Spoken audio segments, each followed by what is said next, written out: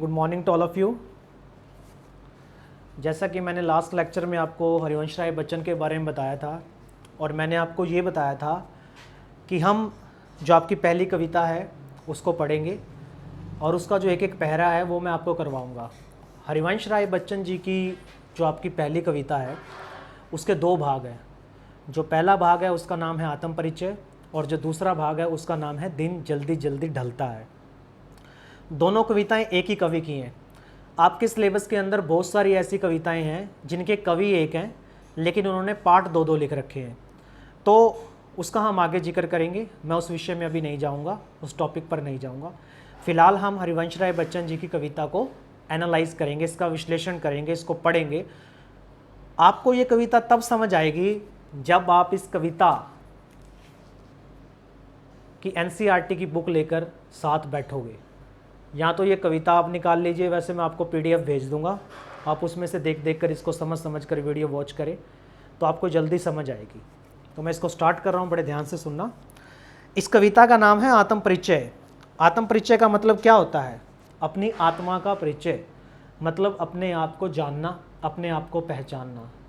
किसी भी इंसान के लिए आज के समय के अंदर अपने आप को जानना किसी दूसरे को जानने से बेहद कठिन है। हरिवंश राय बच्चन जी की जीवनी मैंने आपको बताई थी और उसमें मैंने आपको दो चीज़ों का जिक्र किया था कि उनकी दो शादियां हुई थी और उनकी जो प्रथम पत्नी थी श्यामा, वो अपनी पत्नी से बहुत ज़्यादा प्यार करते थे और उनकी पत्नी गुजर गई थी।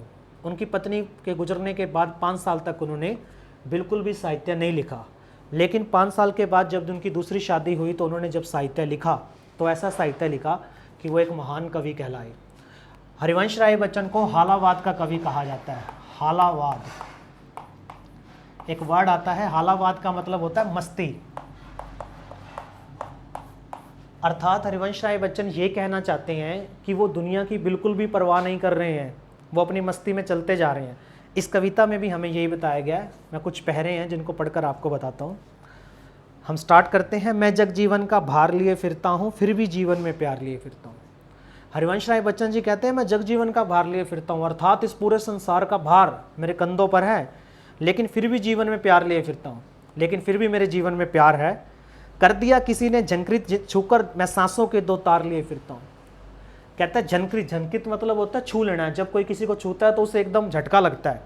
कहता है कर दिया किसी ने झंकृत छूकर मैं सांसों के 2 तार लिए फिरता हूँ। अर्थात जब उनकी पत्नी उनके जीवन काल में आई थी तो उनका जीवन किसी स्वर्ग के समान हो गया था और वो अपनी पत्नी को याद कर रहे हैं, जो पत्नी गुजर चुकी है, जो पत्नी इस संसार से विदा ले चुकी है।